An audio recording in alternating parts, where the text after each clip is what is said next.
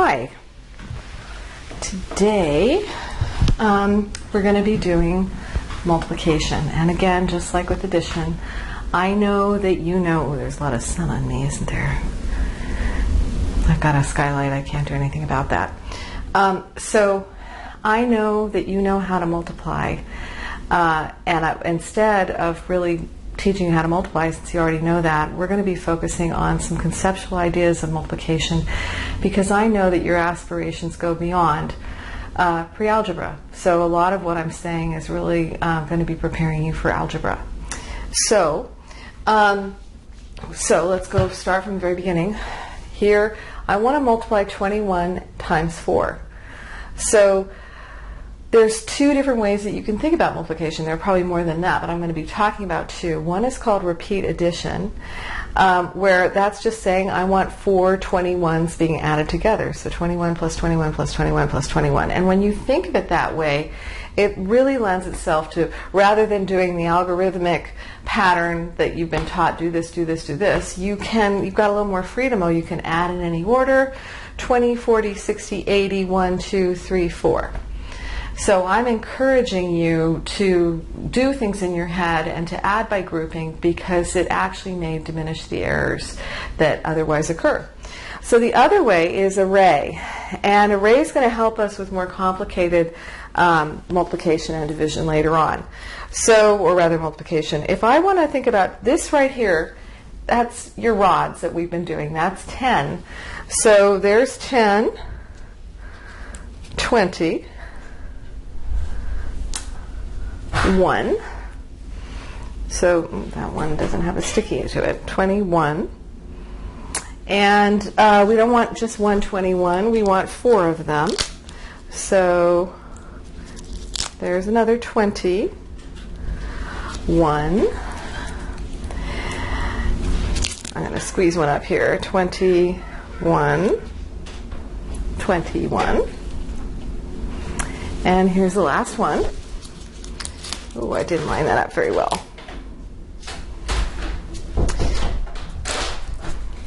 This is very high tech. And here's the last one, 21.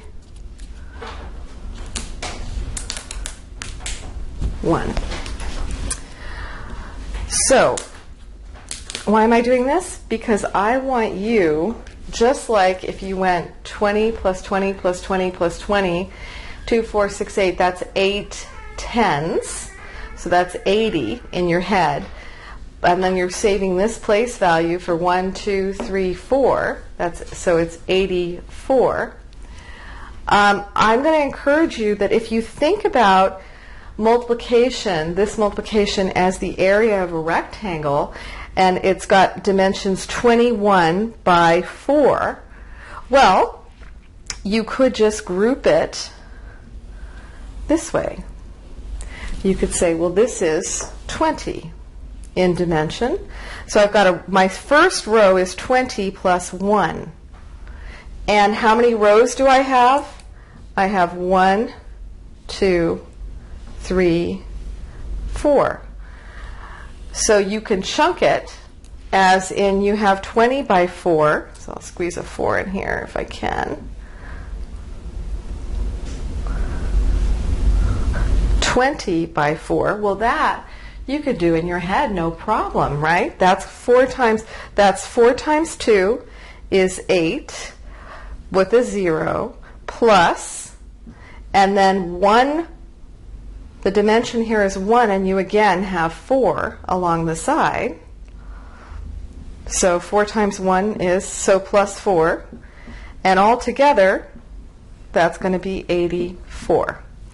So I want you to be thinking, repeat addition is great, but for more complicated stuff, the array method is actually pretty helpful. So let me show you the first example. So I am working, for my students, I'm working on this worksheet, which is Chapter 1B.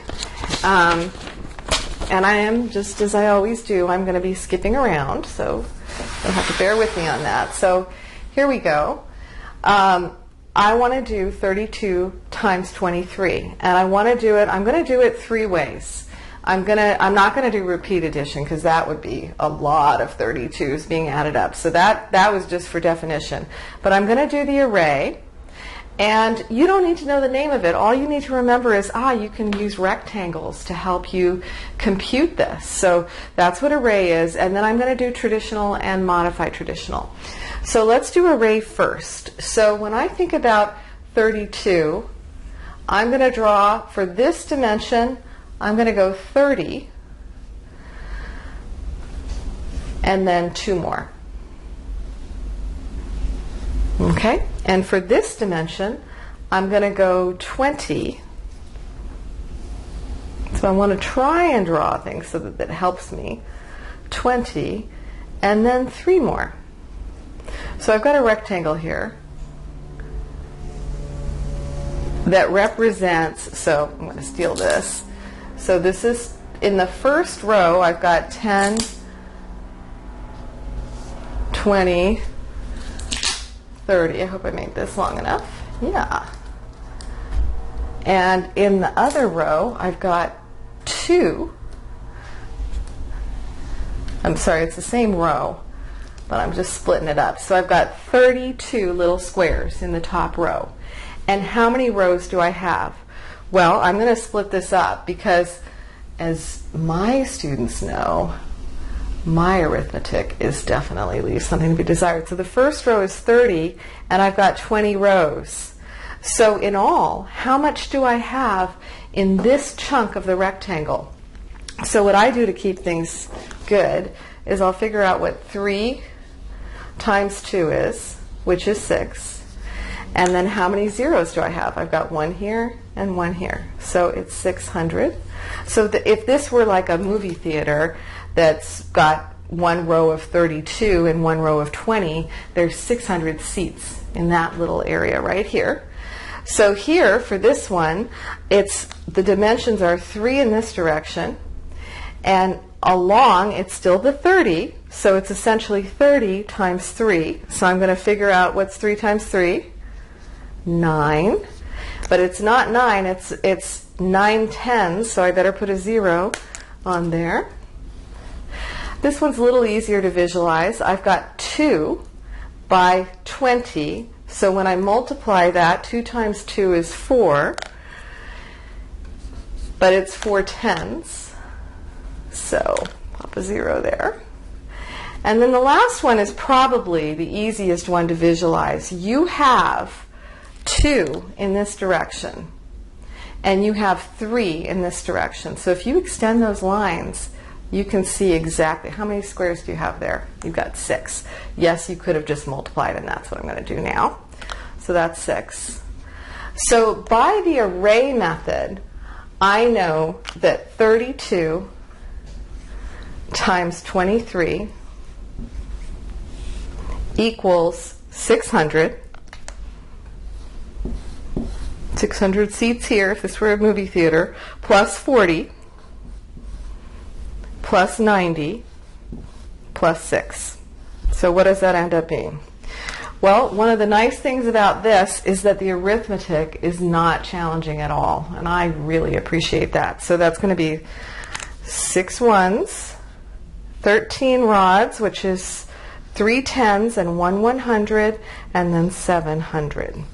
So if I multiply 32 by 23, I get 736, and I can do it using this area. So I'm using the array here. Now, I'm going to do traditional, and then I'm going to do modified traditional. So for traditional, so I'm going to stand up for this one. I hope you can see this. Yeah. So 32 times 23. Oops, not 24, 23. This is what you've been taught. 3 times 2 is 6. 3 times 3 is 9. Pop a 0 down here, never really explained. 2 times 2 is 4. 2 times 3 is 6. And carry it over, and you get 6, 3, carry the 1, 7. So you get the same answer. So this is called traditional.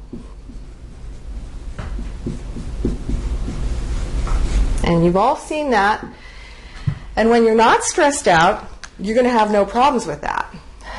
but maybe on a test there'll be some errors. So let's do modified traditional. Modified traditional. I'm going to abbreviate that. Okay. So for modified traditional, I'm going to write the original problem down. 32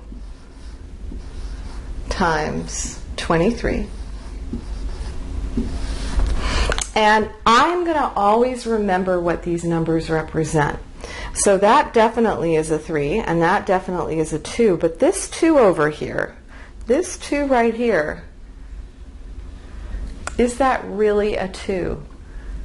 No, that's 20, 23, 20, and 3 more. So I'm going to remember the place value. So when I multiply these out, and then that 3 right there is not a 3, that is a 30. So I'm going to start with the 3, this 3, I'll make it green, the green 3. So just like you did for traditional, you do 3 times 2 is 6. I'm going to do 3 times 2, which is 6. So done with that one, but now I'm going to go on to the next one, 3 times 3. But I'm not going to say 3 times 3. That's 3 times, what does that 3 represent here? What's that 3? That's 30. And what is 3 times 30? 90. So I want to stack this nicely. Moving on, so I'm done with the 3. I'm going to start with the 2. 2, oh, is it really a 2? No, it's really a 20. So just move it over a little bit. 20 times, and it is times this 2. I can do that easily in my head. 20 times 2 is 40. And the last one, still dealing with 20, and it's 20 times 3.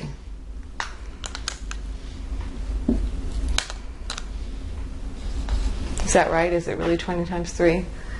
That 3 is really 30. So 20 times 30, fix that, is going to end up being, so I figure out it's 6 with 2 zeros. So I'll put the 0, 0, 0, and then a 6. And so if I want to multiply these together, I'm going to add all these up because multiplication is just it is totally related to addition. So it's a 6, a 3, carry the 1, and a 7.